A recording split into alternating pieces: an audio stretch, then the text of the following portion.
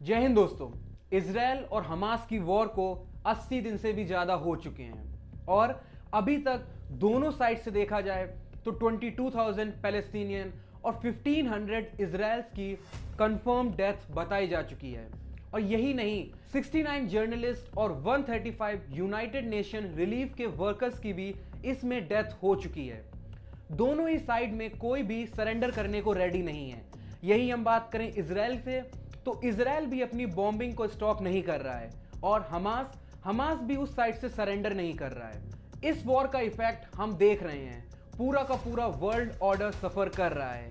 जो कि लोग हैं इजराइल और पैलेस्टीन में, वो भी इस वॉर के शिकार बन रहे हैं। तो फिर क्या है इस वॉर में कि ये वॉर अभी तक भी चल रही है और कंट्रीज का इस वॉर के ऊपर क्या स्टांस है और कैसे इस वॉर ने अफेक्ट किया है पूरे वर्ल्ड को।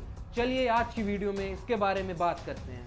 Almost everyone in Gaza is displaced and more than 21,000 people have been killed. As this war continues in the Gaza Strip. Now, Israel says it's trying to keep civilians safe, but every day it's carnage.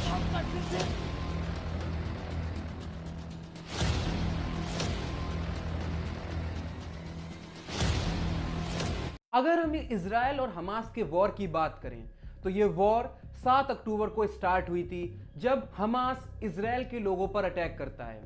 इसकी बात हम लोगों ने अपने पिछली videos में की है, तो उस वीडियो में आप जाकर इस वॉर की स्टार्टिंग को देख सकते हैं। अगर हम इस वॉर को आगे पढ़ें तो अभी तक अगर हम देखें तो इजराइल ने नॉर्दर्न गाजा के ऊपर पूरा कैप्चर कर लिया है और उनका जो पूरा एम है वो है पूरे गाजा के ऊपर कैप्चर करना।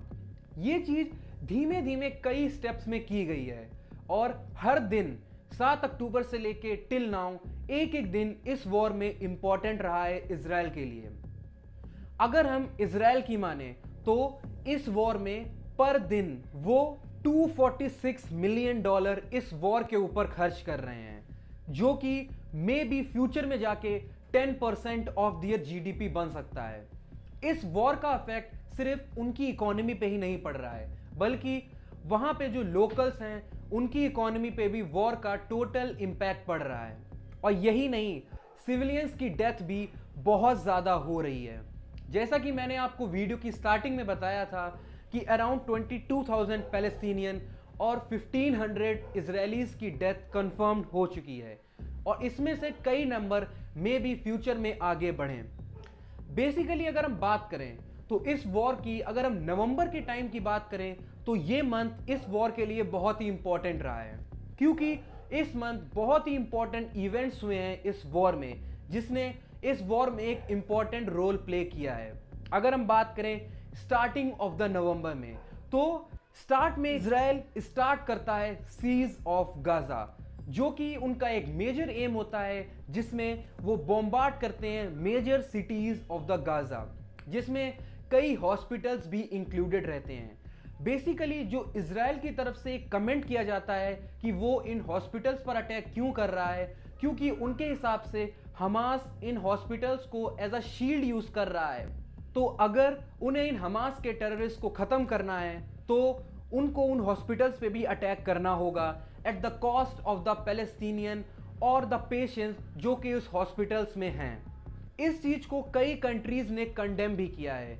यही नहीं, यूएसए जो कि एक बिग सपोर्टर है इजराइल का इस वॉर में, उसने भी इस पॉइंट पे इजराइल को कंडेम किया है कि हॉस्पिटल्स पे अटैक करना ये किसी भी हाल में सपोर्टिव नहीं हो सकता है। नवंबर के मंथ में 5 नवंबर के आसपास इजराइल के एक्स हेरिटेज मिनिस्टर एक कमेंट भी करते हैं और वो ये कहते हैं कि हमें गाजा के ऊपर एक न्यूक्लियर स्ट्राइक कर देनी चाहिए, पर उस कमेंट के बाद उनको उनकी पोस्ट से हटा दिया जाता है और प्राइम मिनिस्टर ऑफ इजराइल उन्हें सस्पेंड कर देते हैं। पर आप इस चीज से ये समझ सकते हैं कि इजराइल की मेंटेलिटी कहां तक पहुंच गई है।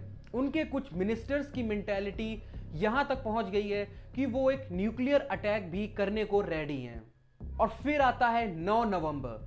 9 नवंबर को डिसाइड किया जाता है, CIA के काउंटर पार्ट्स मिलते हैं मोसाद के काउंटर पार्ट और कतार के प्राइम मिनिस्टर से। बेसिकली वहां पे वो ह्यूमैनिटेरियन पॉजेस की बात करते हैं कि हर दिन कुछ घंटे के लिए वॉर रोकी जाएगी ताकि ह्यूमैनिटेरियन एड लोगों तक पहुंचाई जा सके। और इस चीज के लिए इजराइल रेडी हो जाता है और उसके बाद हर दिन 4 घंटे तक वॉर रोकी जाती है जिससे कि ह्यूमैनिटेरियन एड लोगों तक पहुंचाई जा सके। अब इस पॉइंट ऑफ टाइम पे हम लोगों को एक हूथी रिबेल्स के बारे में समझ लेना जरूरी है। हूथी रिबेल्स जो कि एक मिलिट्री ऑर्गेनाइजेशन है यमन में, जिसने कि इजराइल के इस एक्शन को स्टार्टिंग से ही कंडेम किया है और इन्होंने हमेशा से ही क्रिटिसाइज किया है इजराइल के एक्शन, और इन्होंने इजराइल लिंक्ड जितनी भी शिप्स हैं रेड सी में उन पे भी अटैक करने की कोशिश की है।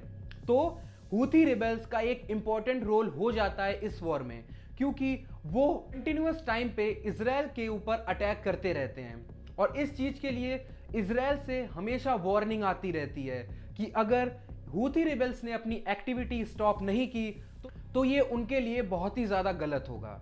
15 नवंबर को एक और इंपॉर्टेंट दिन होता है इस इजराइल और हमास की वॉर में। इस पॉइंट ऑफ टाइम पे इजराइल एक एयर स्ट्राइक करता है one of the oldest mosque in Gaza, जिसका नाम था साबरा मॉस्क, और इस चीज में अराउंड 40 to 50 सिविलियंस की डेथ होती है और इस मॉस्क को कंप्लीटली डिस्ट्रॉय कर दिया जाता है। इस एक्शन से भी इजराइल को बहुत ही ज्यादा क्रिटिसिज्म मिलता है। 19 नवंबर को हूथी रिबेल्स फिर से अटैक करते हैं एक इजराइल लिंक्ड व्हीकल कैरियर में गैलेक्सी लीडर के ऊपर और वो उसे हाईजैक कर लेते हैं और हूथी रिबेल्स कंटिन्यूसली इस चीज को करते रहते हैं ताकि वो इस गाजा के अटैक के ऊपर उनको हमेशा से डिस्टर्ब करते रहें और उनके इस अटैक को वो कंप्लीटली नल कर दें। और फिर आता है एक इंपॉर्टेंट टेम्पररी सीज फायर जो कि किया जाता है 24 नवंबर से लेके 30 नवंबर तक, और इस सीज फायर में 4 दिन का ब्रेक लिया जाता है फाइटिंग से और इन दिनों के बीच हमास एग्री हो जाता है 50 होस्टेजेस इजराइल के रिलीज करने को। पर इन सीज फायर के बीच कंटिन्यूसली इजराइल और हमास एक दूसरे को ब्लेम करते हैं कि वो लोग इस सीज फायर को ब्रेक कर रहे हैं। और फिर 5 दिसंबर को न्यूयॉर्क टाइम रिपोर्ट करता है कि इजराइल ने स्टार्ट कर दिया है सदर्न इन्वेजन ऑफ गाजा। उसके बाद हूथी रिबेल्स यमन के वो भी कहते हैं कि अगर ये वॉर इजराइल खत्म नहीं करता है तो वो इजराइल लिंक जितनी भी शिप्स हैं रेड सी में उन पे वो अटैक करते रहेंगे। 12 दिसंबर को इजिप्ट एक प्रपोजल करता है जहां पे वो सीज फायर की बात करता है यूनाइटेड नेशन जनरल असेंबली में, और जहां पर वोटिंग होती है। और इस वोटिंग के अगर हम रिजल्ट की बात करें तो इसमें 153 मेंबर फेवर में वोट करते हैं और 23 मेंबर अब्सटेन होते हैं। यूएसए इस रेजोल्यूशन के अगेंस्ट में वोट करता है। और अगर हम इंडिया की बात करें तो इंडिया इस रेजोल्यूशन के फेवर में वोट करता है। यहां से आप सीवियरिटी ऑफ वॉर को समझ ही सकते हैं, क्योंकि इंडिया जिसने पहले एक न्यूट्रल स्टांस रख रखा था वो अब इस वॉर को बंद करने के सपोर्ट में रहता है। इंडिया जिसने हमेशा से ही स्टार्टिंग से इजराइल के साथ सॉलिडेरिटी दिखाई और पैलेस्तीन के साथ भी वो खड़ा रहा है, क्योंकि वो उनको एक ह्यूमैनिटेरियन एड भी भेज रहा है। वो भी इस पॉइंट ऑफ टाइम पे चाह रहा था कि ये वॉर रुक जाए। 24 दिसंबर इजराइल के पीएम स्टेटमेंट रिलीज करते हैं जिसमें वो कहते हैं कि इजराइल एक बहुत ही हैवी प्राइस दे रहा है इस वॉर का, जहां पर उनके इकोनॉमी पे ही नहीं बल्कि उनके लोगों पर भी बहुत ही ज्यादा अफेक्ट हो रहा है और गाजा में भी लोग इक्वली ही सफर कर रहे हैं, पर दोनों में से एक भी लोग सरेंडर करने को रेडी नहीं है। 26 दिसंबर को इजराइल लिंक्ड शिप पे अटैक होता है अरेबियन सी में, जिससे इंडिया बहुत ही ज्यादा डिसअपॉइंटेड होता है क्योंकि वो अटैक उनकी टेरिटरी पे होता है। तो उसके बाद इंडिया अरेबियन सी में अपनी वॉर शिप्स को डिप्लॉय कर देता है। इससे आप ये समझ सकते हैं कि इंडिया जो नेवी में एक स्लीपिंग जायंट है वो एक टफ कदम नहीं उठा रहा है, पर अगर ये एक्टिविटीज चलती रही तो इंडिया को भी इस पॉइंट ऑफ टाइम पे एक टफ कदम उठाना होगा। और अगर इंडिया इस वॉर में एक टफ कदम उठाता है तो मे भी इस वॉर में और भी ज्यादा दिक्कतें हो सकती हैं। अभी तक इस वॉर ने बहुत ही ज्यादा डिस्ट्रैक्शन हुआ है। मे भी इस वॉर में इजराइल जीत रहा है, पर एट व्हाट कॉस्ट?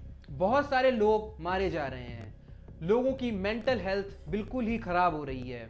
जो कि लोग इजराइल में या फिर गाजा में रह रहे हैं वो बहुत ही ज़्यादा सफ़र कर रहे हैं। इकोनॉमी भी बहुत ही ज़्यादा सफ़र कर रही है। वर्ल्ड बैंक ने ये तक कहा ऑयल रिच कंट्रीज तक ये वॉर पहुंची तो ऑयल के प्राइसेस $150 पर बैरल भी हो सकते हैं। यूएसए इस वॉर में एक इंपॉर्टेंट प्लेयर रहा है। उसने इजराइल की पूरी तरीके से मदद की है इस वॉर को फंड करने में। वो यहाँ पे नहीं बल्कि यूक्रेन और रशिया में भी यूक्रेन की पूरी मदद कर रहा है। तो आपको क्या लगता है कि अगर यूएसए इस वॉर को फंड करना बंद कर दे तो इस वॉर का इफेक्ट क्या होगा? आप अपना ओपिनियन कमेंट में दे सकते हैं। अगर हम कंट्री वाइज बात करें तो अफ्रीकन कॉन्टिनेंट में मेजॉरिटी कंट्रीज इस वॉर को कंडेम कर रही हैं। अमेरिकन कॉन्टिनेंट में यही हम देखें तो मेजॉरिटी इजराइल को सपोर्ट कर रहे हैं और हमास को कंडेम कर रहे हैं। एशिया में देखें तो मेजॉरिटी बेसिकली बात कर रहे हैं एक 2 स्टेट सॉल्यूशन की, जैसे कि इंडिया और चाइना। कंट्रीज लाइक ईरान और इराक वो इजराइल के अटैक को कंडेम कर रहे हैं। इस वॉर का एक मेजर आउटकम ये रहा है कि इजराइल और सऊदी अरेबिया के रिलेशन जो कि नॉर्मलाइज हो रहे थे वो फिर से खराब होने शुरू हो गए हैं। रशिया का भी इस वॉर में एक स्टांस रहा है। वहां पर वो सीज फायर की बात करता है कि एक सीज फायर हो जाना चाहिए इजराइल और हमास के बीच और ये वॉर वहीं रुक जानी चाहिए।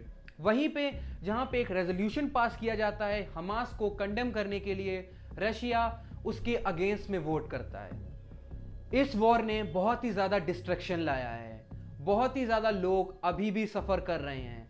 हम लोग अभी यहाँ पर सेफ हैं, पर आप उन लोगों का सोचिए जिन लोगों को रोज रॉकेट लॉन्चर्स की आवाज़ सुननी पड़ती होगी, रोज जहाँ पर लोगों की डेथ हो रही है। तो मैं तो ये चाहूँगा कि जितनी जल्दी इस वॉर का सॉल्यूशन हो सके उतना ही बढ़िया है। बिग प्लेयर्स जैसे कि इंडिया, चाइना, अमेरिका, इनको कोशिश करनी चाहिए जितनी जल्दी इस वॉर पे रोक लगाई जा सके उतना ही बढ़िया होगा और एक पीसफुल सॉल्यूशन लाया जाए। मिलते हैं अगली वीडियो में, तब तक के लिए जय हिंद।